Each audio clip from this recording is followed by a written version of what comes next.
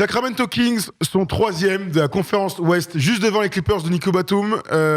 Bilan de 27 victoires pour 21 défaites. Bilan exceptionnel pour cette équipe que, honnêtement, j'imaginais en play-in, ce qui était déjà bien en fin de saison. Alors, ils ont perdu les 2 matchs d'affilée là dernièrement. Il n'empêche que les Kings nous régalent, Erwan. Et il y a beaucoup de choses à raconter sur cette équipe. On rappelle que dans le First Day Show, on a fait une petite news puisque le GM Monty McNair a été prolongé après avoir fait de l'excellent travail depuis plusieurs saisons entre les drafts, les trades et la free agency. Pour l'instant, tout est parfait. Écoute, c'est une équipe dont on voulait absolument parler parce que c'est une équipe qui nous fait kiffer, Erwan. C'est une équipe qui nous fait kiffer. Et puis c'est vrai qu'il y avait certains frustrés dans les commentaires du First Day Show qui disaient « Ah, vous auriez pu faire un petit peu plus sur les Kings ». Nous voilà lundi et on va en faire plus sur les Kings. On vous lit, messieurs, dans les commentaires. Ben oui, c'est toujours pareil. Quand une équipe va bien, quand une équipe va mieux, quand une équipe enfin trouve le chemin du succès, c'est toujours la même recette. Hein. C'est un bon GM avec une vision, un coach qu'on laisse bosser, qui met des choses en place, un meneur arrière, créateur, De'Aaron Fox, qui fait c'est certainement sa meilleure saison en carrière. Voilà, des gens autour, une équipe avec de la profondeur, bien construite, qui vit bien. Voilà. Donc C'est l'air simple comme ça. Non, mais ça a l'air simple, ça l'est pas du tout. Mais en général, quand les équipes vont bien, ça marche comme ça. Et c'est vrai que cette année, on a l'impression que toutes les planètes, d'un coup, se sont alignées pour les Kings, alors que depuis plus de 16 ans, plus de 16 ans maintenant, plus de 15 ans en tout cas, il y avait toujours quelque chose qui explosait, que ça soit dans les bureaux, que ça soit sur le terrain ou en même temps. Ben là, on a l'impression qu'enfin, on a trouvé de la sérénité, on a trouvé des joueurs qui incarnent, on a trouvé des jeunes à faire grimper aussi. Tu parlais de la draft. Et puis, dans les bureaux, ça va bien. Maintenant, tout ce qu'on va leur souhaiter, avant de rentrer dans le détail, c'est que ça dure. Voilà. On a vu avec toutes les équipes qui se sont remis, que ce soit les Bucks de Giannis, que ce soit les Warriors de Curry, c'est dans la durée qu'on a vu les résultats. Est-ce que toi aussi, tu es dithyrambique sur cette équipe des Kings, Nico? J'imagine. Hein. Ah bah oui, c'est sympa à regarder. Moi, on les a joués au début décembre, c'est qu'ils commençaient à monter. Et c'est vrai que c'est rarement que j'ai joué les Kings à ce niveau-là. Et ils nous avaient bien cognés d'ailleurs. Mais ça montre que leur GM, des fois, les GM se rendent compte que les GM NBA, il y en a qui sont très très forts et que c'est leur métier par rapport à ceux qui se prennent pour des GM en dehors. Quoi. Donc, le trade à Liberton de Sabonis, il avait une vision à long terme. Il savait très bien que c'était pas pour l'année prochaine, c'était pour les autres années.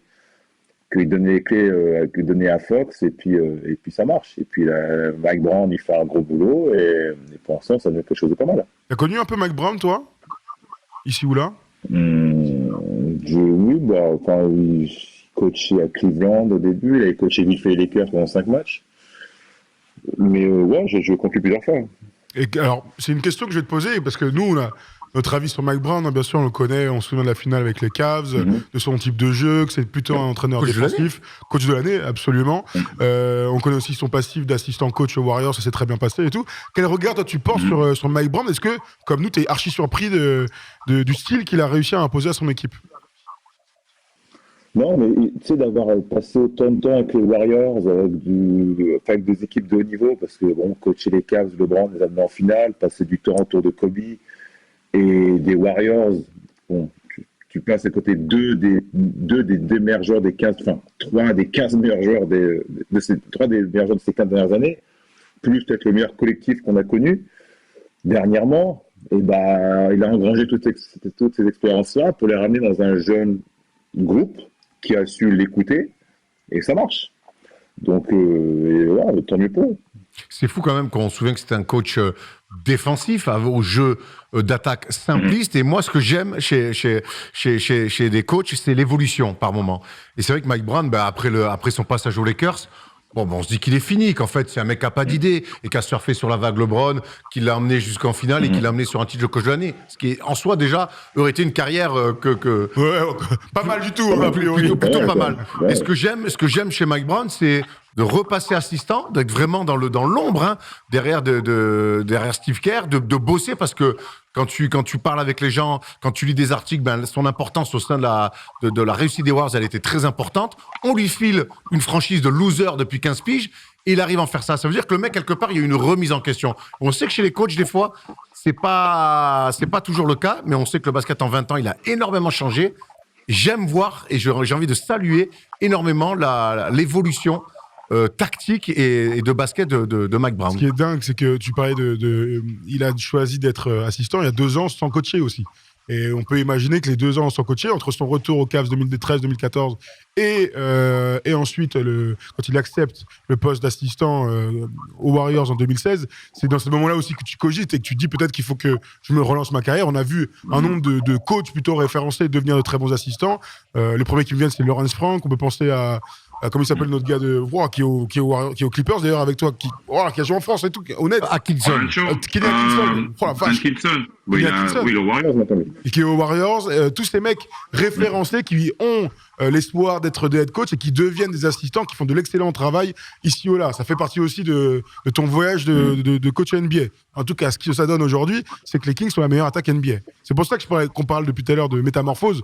Jamais j'aurais imaginé pas que les Kings ne soient pas la meilleure attaque de NBA. Ça, on l'a déjà vu. Mais avec Mike Brown. Mais avec Mike Brown à leur tête. Avec Luke Walton, on avait un peu le fantasme de pourquoi pas, nanana. Finalement, ce que fait Mike Brown, c'est ce qu'on attendait de Luke Walton. Il y a un peu de ça, ouais. Il y a un peu de ça. Sexy, d'attaque. Après, je pense que vraiment, le passage de Mike Brown aux Warriors, ça a été, je pense, ça a changé sa vision des choses. Parce qu'en plus, non seulement il a vu une équipe bien jouer au basket, puis il a vu une équipe gagner. Ce qui est quand même dans tes certitudes de coach, quand tu vois une équipe gagner, tu dis, ah, ok, d'accord. Donc ça marche et ça marche pour les gagner des titres.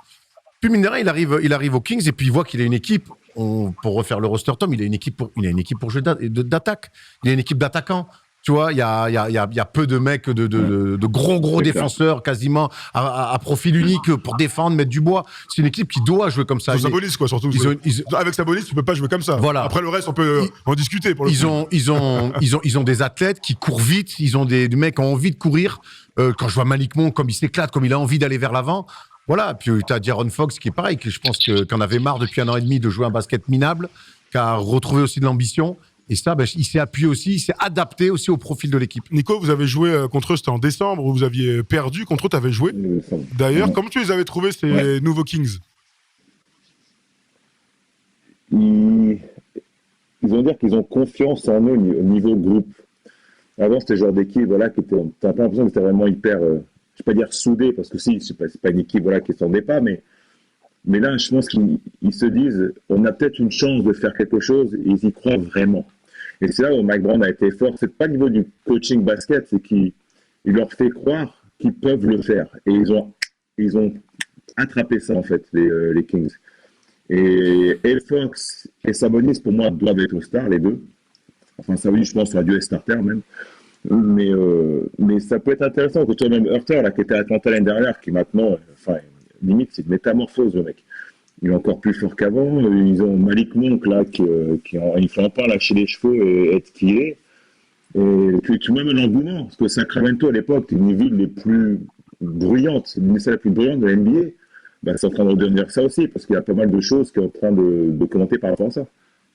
On peut penser à l'Eye de Beam, bien sûr. En fait, il y a une hype côté Sacramento, de voir toutes ces restas de tous les horizons qui veulent, après chaque victoire à domicile, appuyer sur le bouton pour allumer le grand faisceau. C'est aussi comme ça que tu changes de culture, en fait, tout simplement. Et on est en plein dedans. Mais exactement, c'est ce qu'ils sont en train de faire et c'est très dur. Se défaire d'une étiquette de loser, c'est très compliqué. Les Knicks, c'est très compliqué. Ouais, mais aussi, mine de rien. Ils commencent à y arriver aussi, mais ils auront mis 20 piges. Ouais, bon, t'enflamme pas. Non, mais voilà, et encore, tu vois, donc se défaire d'une étiquette de loser et retrouver de la hype, parce que quelque part, les Kings, on s'en souvient tous, on parle des Lakers du titre, mais les Lakers, c'est aussi, ils sont ce qu'ils sont parce qu'il y avait cette équipe des Kings qui était incroyable et cette série de playoffs fantastique. Donc, on a tous envie de revoir les Kings en playoff. On a tous envie de revoir cette hype dans cette ville-là, cette salle complètement incroyable, alors qui est plus la même qu'à l'époque. Mais on a envie, on sent que le public, ils ont envie d'exploser. Donc, évidemment que oui, les Kings font partie intégrante de l'histoire de l'NBA. Et moi, de les revoir comme ça, je les avais presque oubliés. J'y croyais plus. J'avais besoin de le voir pour le croire. Et crois-moi que chaque fois que je regarde un match, j'y crois fort. T'y crois fort. Je vous ai mis un sondage parce que Nico a commencé à en parler. On parlera ensuite de l'effectif, etc. Parce qu'il y a plein de mecs qu'on aime. Mais bien sûr, la question qu'on se pose tous, c'est est-ce qu'ils vont réussir à envoyer 2 hommes au All-Star Game? Je vous ai mis le sondage. La question est simple. Qui va au All-Star Game? De'Aaron Fox ou Sabonis ou les deux? Alors pour toi, Nico, les deux y seront malgré la concurrence, surtout pour Fox, Sabonis, a priori, il aurait pu même se battre pour le sac majeur au vu de son niveau. Pour toi, Fox aussi, il va. Bon. Zion n'a pas volé, mais il a quand même loupé beaucoup de matchs, et je pense que Sabonis l'a mérité aussi. Mais Fox le mérite quand même. Pour moi, les deux, ils méritent. Alors, est-ce qu'ils y seront, je ne sais pas, Mais si les deux y sont, ça sera loin d'être un scandale. Ça sera même très, très mérité. Ce qui est fou, et je te rejoins, les deux font des saisons de MVP. Si Fox n'y va pas et Sabonis y va, on a tous quand même la sensation que Fox est le leader de cette équipe, que c'est le meilleur joueur, même c'est lui qui clôt les matchs. Il est d'une clutch attitude fantastique, avec des go-to-move, mais archi maîtrisé, son jeu à mi-distance est très très impressionnant. On rappelle quand même que l'année dernière, on les a vus contre les Nets, et c'est un des pires matchs NBA que j'ai jamais vu de ma vie. Très de déçu. 18-1. Ah, terrible. On avait vu qu'il était rapide, mais c'était à peu près tout, De'Aaron Fox, malheureusement, contre les Nets à l'époque. Ce serait... allez, je vais pas parler d'injustice, c'est pas le bon terme, mais en tout cas, ce serait une énorme déception de pas voir Fox en playoff, même si son pote Sabonis y va, quoi. Ouais, après, ils sont pour l'instant 3e. Est-ce qu'une équipe 3e avec la concurrence, on a un souvenir, à part s'il y a une équipe où il y a 2 méga All-Stars, Bien sûr. Fox ne l'a jamais été. Est-ce qu'on imagine une équipe comme ça, 3e, envoyer Sabonis, qui n'est pas une méga superstar, mais qui mérite d'y aller, et Fox qui n'est jamais allé? Bah, moi, mon problème, c'est que les arrières, là, mec, il y a trop de mecs à envoyer. Alors, avec le jeu des blessures, il sera sûrement, s'il n'est pas dans les 12, admettons, je pense que ce sera le premier appelé, mais pour moi, il passe derrière, malheureusement, Ja Morant, Luka, Curry, je mettrais même Lillard. Devin Booker. Booker, c'est une bonne question. Il y a le jeu des blessures. Il a raté beaucoup de matchs. Ouais, il a raté beaucoup de matchs. Bien sûr, mais je pense que malheureusement, la NBA est faite comme ça, est faite sur le star system. Et Devin Booker, aujourd'hui, est un star en puissance. Au NBA First Team l'année dernière. Voilà, donc à voir si les coachs décident que Booker n'a pas joué assez de matchs. On en rediscutera. Mais sur le papier, en tout cas, je mettrais Booker avant. Voilà, c'est aussi comme ça que tu choisis. C'est scandaleux d'avoir Fox et Sabonis, sachant que l'année dernière, il y avait Garland et Jarrett Allen. Dans une autre conférence et tout, il y avait moins de... Ouais, mais je parle par rapport aux joueurs et à l'équipe. C'était à Cleveland, c'est vrai. C'était à Cleveland. Alors, après, on peut se trouver des excuses qu'on veut, mais c'était à Cleveland. Et c'est vrai que c'était à l'Est. Mais l'année dernière, Jarrett Allen et Garland, ça... Jarrett Allen, c'est parce qu'il y avait des blessés aussi, non? De mémoire, je crois qu'il remplace quelqu'un. De mémoire. Ouais, mais après, franchement, je kifferais qu'ils soient tous les deux. Il n'y a rien à dire. Enfin, c'est une saison pour 2 All-Stars, clairement. Tu vois, par exemple, on nous dit même Shai. Est-ce que tu mets Shai avant Fox, Erwan? Oui. Moi, je mets Shai avant Fox. Shai, il fait une saison monstrueuse. Et dans une équipe qui est pas exactement pareille. T'es en train de me dire que De'Aaron Fox est le meilleur joueur d'une équipe qui est 3e à l'Ouest. Je sais. Non, mais c'est vrai. Mais Shai, bon, Shai, il a un bilan. Shai est un bilan, il est 11e. Par contre, Shai, dès qu'on le voit jouer, moi, je me mets en pyjama, je mets mon plaid parce que je vais être à l'aise pour le regarder jouer. Tellement qu'il me met bien. Elle est dure, cette équipe d'ailleurs. Tu mets Jamal Murray ou Fox? Oh, Fox. Je mets Fox. Ça me fait penser que... Tu mets un ou deux mecs de Denver? J'en mets qu'un. Je mets que Jokic. Oh, c'est terrible. Sévère, hein? Ouais, c'est très sévère. Ils sont premiers devant. Eh oui. Loin devant. Ils sont deux matchs devant Memphis. 6 devant Sacramento. Mais Murray, il est arrivé tard, il est bien revenu, mais franchement, si je dois en mettre un de Nuggets, je sais même pas si j'en mets un deuxième, je sais même pas si c'est Murray, hein. Gordon? Aaron Gordon, je trouve que... après, bon, on descend en gamme, hein. Moi, je mets Jokic, c'est tellement l'homme d'une franchise. Ouais, mais bon, il joue pas tout seul non plus, quoi. Ah non, c'est du basket. Voilà. C'est du basket. On va revenir sur les Kings, on va se recentrer sur les Kings. On va accueillir Mathis pour en parler. On va ouvrir le débat aux autres aussi, parce qu'on est sur les stars, c'est bien normal. Mais c'est une équipe qui fonctionne. Salut les gars. Ça va? Ça va, tranquille, hein? Ouais. Salut Mathis. Écoute, là, on parle de ces petits Kings là qui nous régalent tous. On a commencé par les deux stars. Alors, vas-y, donne-nous toi ton avis. Est-ce que tu envoies les deux déjà au All-Star Game? Non, je mets pas Sabonis. Ah. Je mets Fox pour les raisons que vous avez citées, à savoir que c'est le leader et que c'est lui qui finit les matchs et qu'il est hyper impressionnant et hyper mature cette année.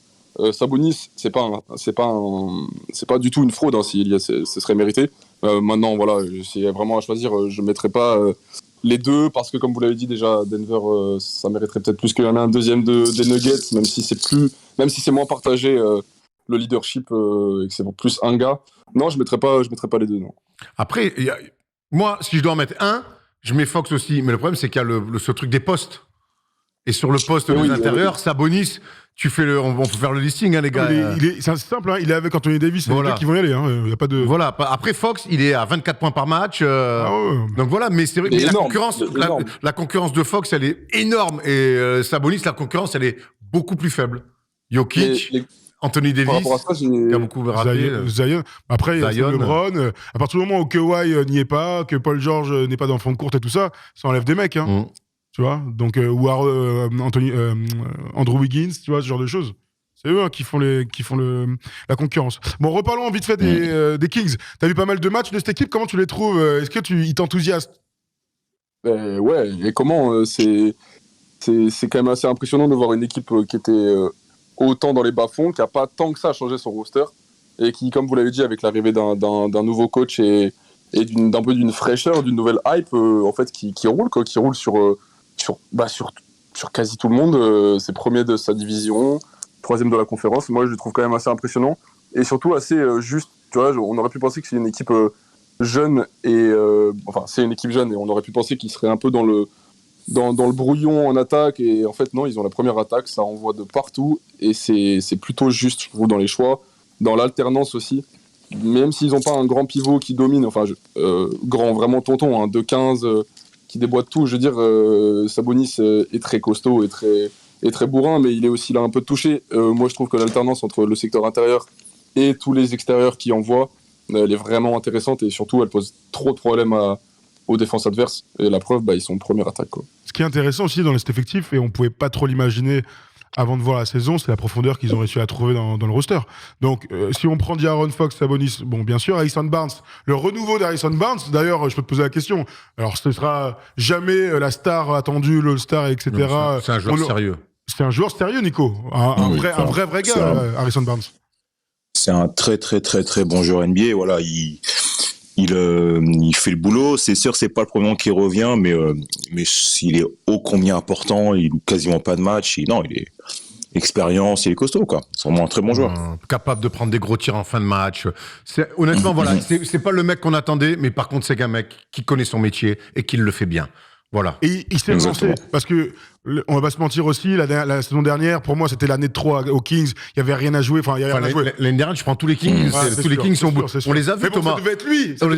Moi, le leader. On a vu beaucoup de matchs NBA et on s'est souvent régalé. Mais ce qui a été intéressant l'année dernière, l'une des rares trucs intéressants qu'on a pu voir dans ce Kings Nets, c'est de voir les Nets c'était le premier match de Seth Curry, donc ils sont arrivés avec une énergie. Et c'était le transfert d'Haliburton, où l'équipe allait juste après le transfert d'Haliburton pour Sabonis, ils étaient au bout du rouleau.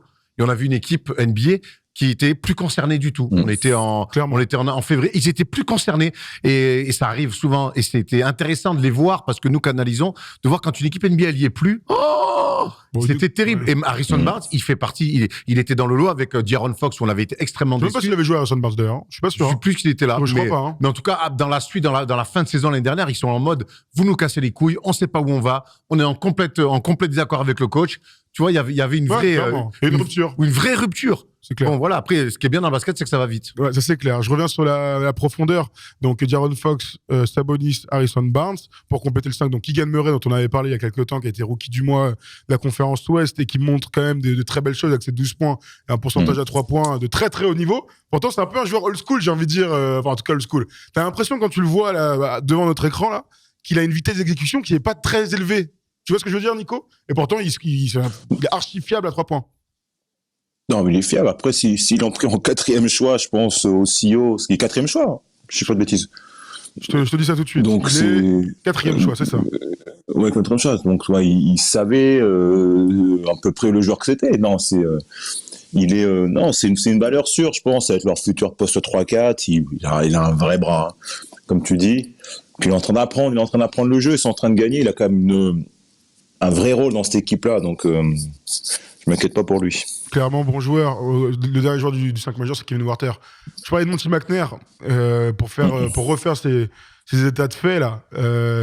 Donc par la draft, bien sûr, Keegan Murray, on vient d'en parler. Tyrese Haliburton. Par les trades, cet échange finalement gagnant-gagnant qu'on trouvait tous un peu foufou. On pensait d'ailleurs que De'Aaron Fox allait plus partir. On s'était beaucoup posé la question l'année dernière. Finalement, c'est Haliburton pour Sabonis et il allait chercher Kevin Huerter pour pas grand-chose. On aurait pu imaginer que Kevin Huerter soit encore un arrière-scoreur qui ne s'imposerait pas du côté des Kings, sachant que depuis 10 ans, le nombre de mecs comme ça qu'ils ont drafté haut, bon alors il n'est pas drafté Kevin Huerter, mais drafté haut, qui n'ont jamais réussi à s'imposer, c'était un truc de ouf.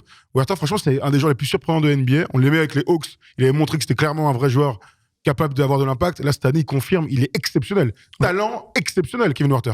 Il a ses moments. Je pense qu'à Atlanta, il a senti qu'il pouvait être quelqu'un. Il y avait du monde devant lui, le système était fait différemment. Bon, mais il a montré quand même des choses et je pense qu'il avait besoin d'être dans une équipe qui le voulait vraiment et les Kings l'ont voulu.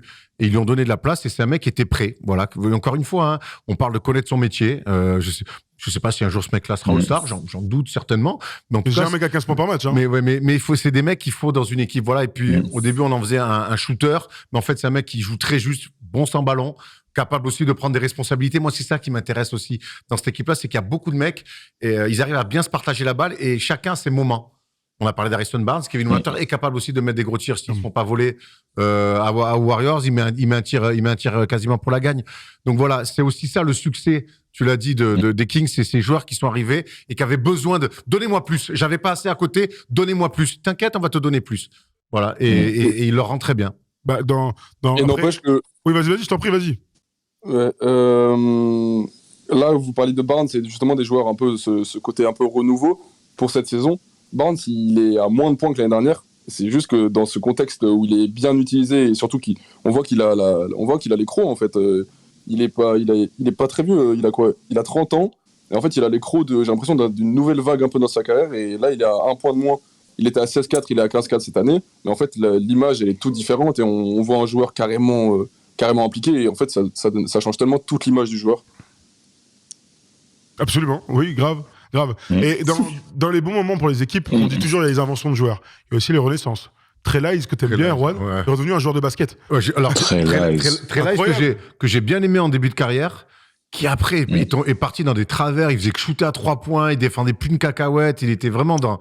Je me suis dit, ça va être un espèce de journeyman Et puis pareil, il a retrouvé une place parce qu'on a certainement eu le bon discours et on sait qu'il y a des joueurs qui ont besoin, qui marchent au moral et qui ont besoin d'avoir des bons discours. Et lui, clairement, c'est une super bonne pioche. Enfin, c'est un mec qui a bourlingué terrible, qui a eu du mal à s'installer. Il était bon quand il y avait des blessures. Aussi, tu vois, il est passé il commence bien Utah, Denver, San Antonio, Détroit, tu vois. Et là, cette année, je trouve que l'année dernière, dans le marasme des Kings, il est là, mais et puis là, cette année, je le trouve très très bien. Et pourtant, il score 3 points de moins que la saison dernière. Et pourtant, je le trouve bien meilleur que la saison dernière. Disons qu'il a eu des petits hauts ici et là d'importance pour les Kings quand ils en avaient besoin. Il n'y a pas que les points pour avoir un impact. Hein. Enfin... ah ben tiens, heureusement Nico, sinon tu joueras un N3. Et encore.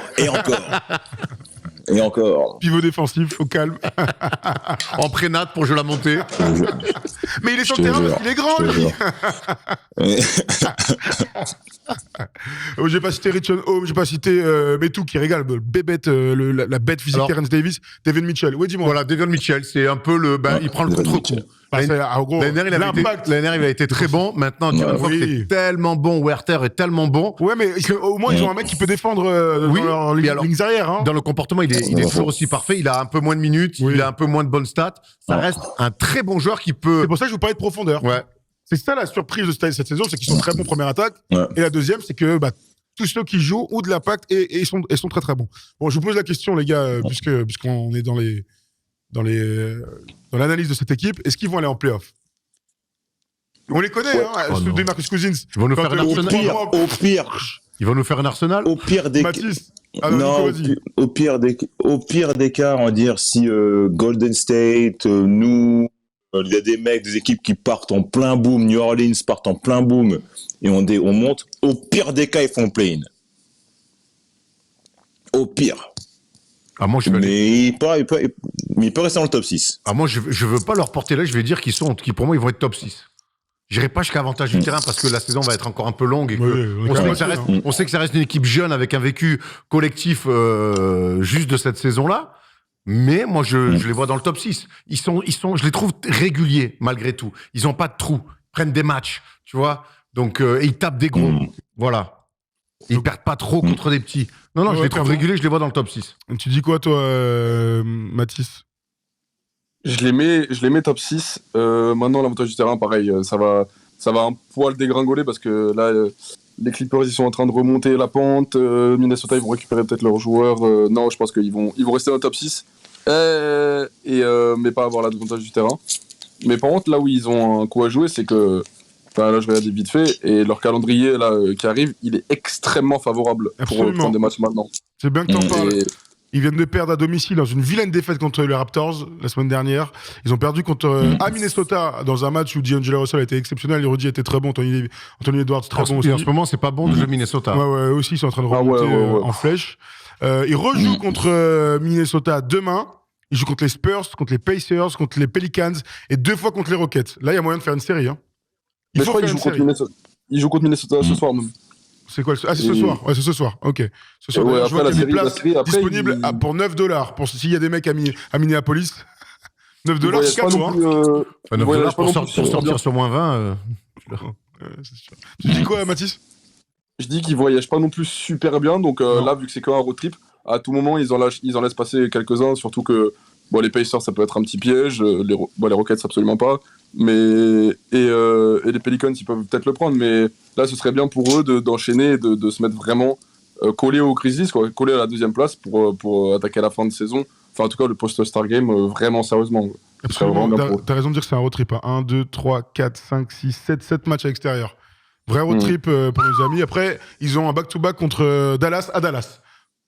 Voilà, écoute. Hein. Non, à domicile. Oui, à domicile, pardon. À domicile, absolument, avant le Star Game de mi-février. Bon, très bien pour cette équipe de Kings. En tout cas, vraiment, on ne cesse de dire qu'ils nous font kiffer. Ils font partie des... C'est vraiment une des très bonnes équipes League Pass. Tu sais, on aime bien ces équipes-là qui sont pas souvent en prime time. C'est toujours des bons matchs, c'est souvent serré. D'Aaron Fox, c'est exceptionnel dans le money time. Vraiment, j'insiste. Pick and roll central ou 1 contre 1. Il s'arrête à 4-5 mètres. T'es joué à mi-distance. Gros, il l'a fait à chaque fois et ça marche. Tant mieux. Continue, mon bon vieux D'Aaron Renard. Mais voilà, en tout cas, on suivra la fin de ce road trip pour voir s'ils vont continuer à caracoler en tête ou s'ils vont avoir un petit moment de flottement. Ils sont à 3 défaites sur les 4 derniers matchs. À eux de remonter la pente, de rebondir. Tout à fait. Comme on dit. Merci Mathis de nous avoir appelé. Merci Mathis. Ouais, merci à vous les gars. Ciao. Ciao Nico. Salut. Tu nous rappelles quand tu veux. Ciao. Ciao. Pour les 2 matchs à Houston, il y a des places à $4 s'il y a des mecs dans le Texas. et tu fais l'entre-deux. Ah, c'est clair, incroyable. Bon, voilà pour ces Kings. On en reparlera prochainement, j'espère, s'ils continuent de performer. Si s'écroulent, on n'en parlera pas. Voilà, tant pis pour eux. On enchaîne avec un dernier sujet. On va parler des trades, des rumeurs, etc. Il y a plein de choses à raconter. Il y a plein de rumeurs. Ça commence à s'activer parce que bientôt il y a un trade deadline.